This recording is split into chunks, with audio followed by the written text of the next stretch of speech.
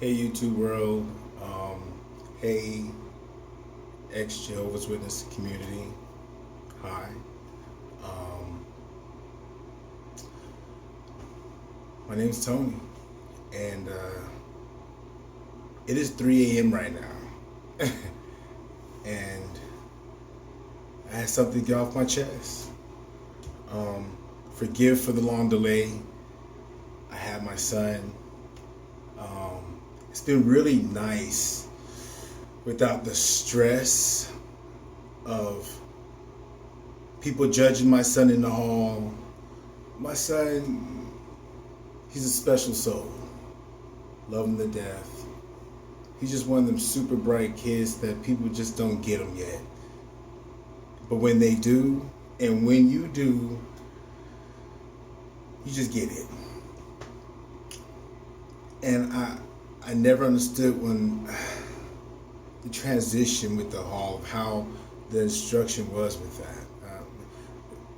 How they always kind of made me feel bad about my kid, which they never could, but they were almost like, why isn't he advancing as much as all the rest of the kids? Why isn't he giving talks? And I would always say in a calm voice, he's my son, and he's going to progress, not at your progression, but at God's progression. Or in this case, always Jehovah's progression. Which led me to the point today, because I always felt this misery with the truth. It's been 14 years, and I gotta tell you, it's hard to see beyond that because the format of the change was so quick. But I just remember those years just being so miserable. And I remember people that I really liked. I mean, just people that was in the world and what they would consider in the world. And they seem to be decent people. They love their mate from the surface at least. And they seem to have a love for God. And I, of course, try to shove the truth down their throat because that's just what we're trained to do.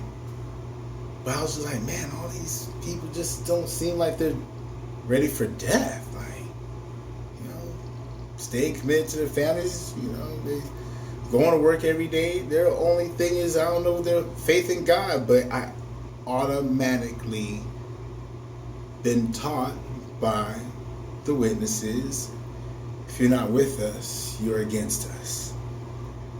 And wow, I think that kind of set in my misery point, because all these good people I'm running across, at least from the surface, and forgive me, I'm trying to get that good out of my vocabulary. God is good. People, we try each and every day, and some unfortunately don't do that, but hopefully Christ calls for them. We're going to worry about what we need to do in this world. But getting back to the subject, that misery just sets in. And once again, seem like surfacely decent people. And then I gotta tell you, when I was married, I ended up getting married quick because I knew that it was gonna be hard to do this and still want to do a relations aspect. So that kind of led me to a quick marriage with a girl, and she wasn't the truth because there was none around my hall. There was nothing I liked. Let me just be real honest. So I found what I liked outside. And they always say it'll bite you in the butt, it'll bite you. It did. It led down to, it was happy at first, and it led to some misery, which I felt was just maybe my half burdening her and maybe her burdening me. It was a lot, but outside that would be a different story. But once again, we're just harping on the misery aspect. I also remember not wanting to ever tell anybody I really liked. And I was mentioning that earlier, and I got to solidify it again. I remember people that I really loved. I'm like, yo, I know I'm supposed to tell you, but man, I am miserable. How am I supposed to tell somebody else so they can feel like me? Is that love? And then you fight because, serving God, man, you in the trenches 24/7. It's misery in this world, pain and suffering. You just got to look forward to the end of this system, brother.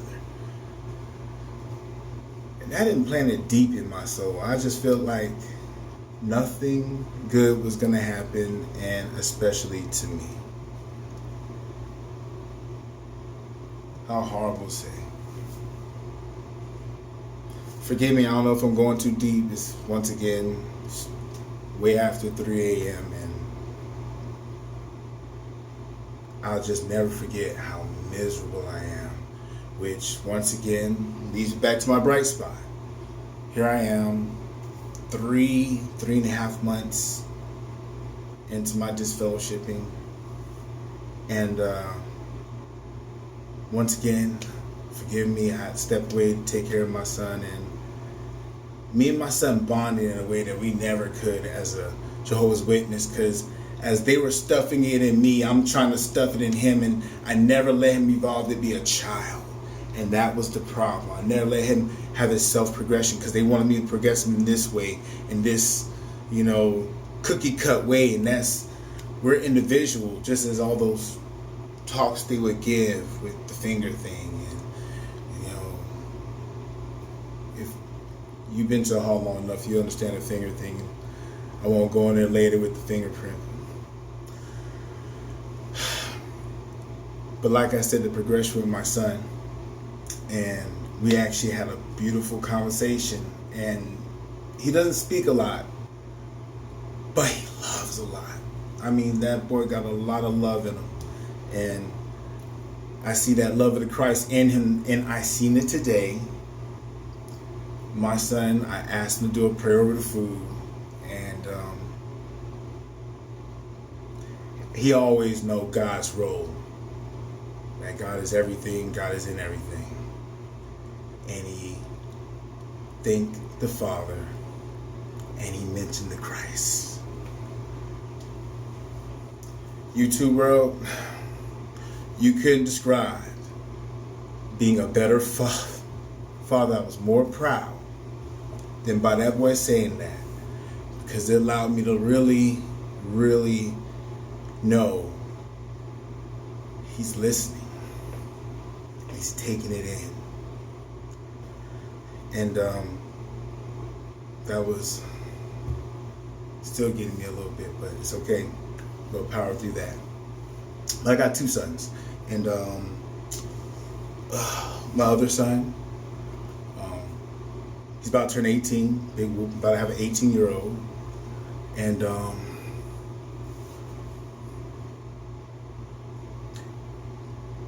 my kids are loved together and loved separately, individually. And my oldest son,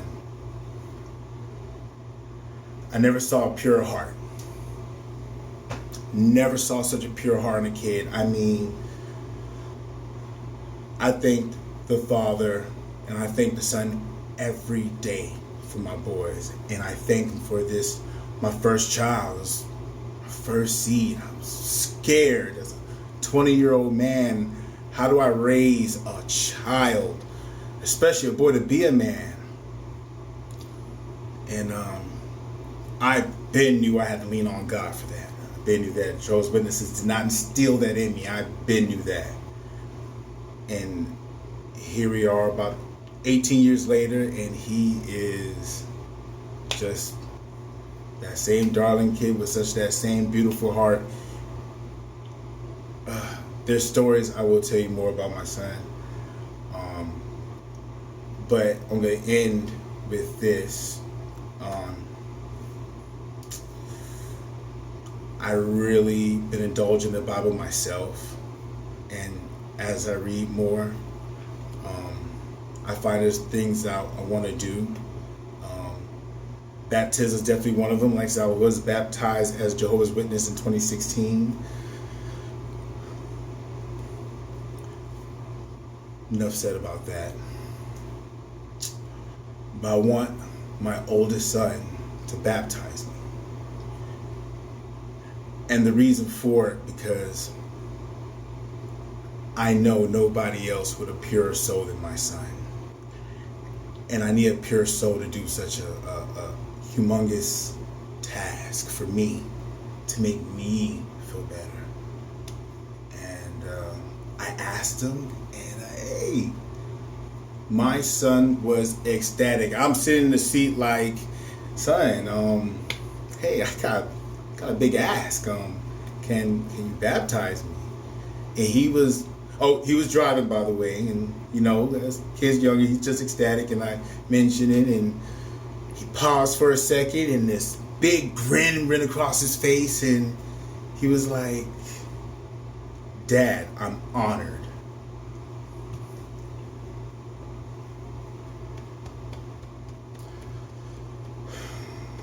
Maybe in my feelings, because once again, way after 3 a.m., man, the Father has blessed me 2 times over with excellent children. Thank the Son. Oh. Well,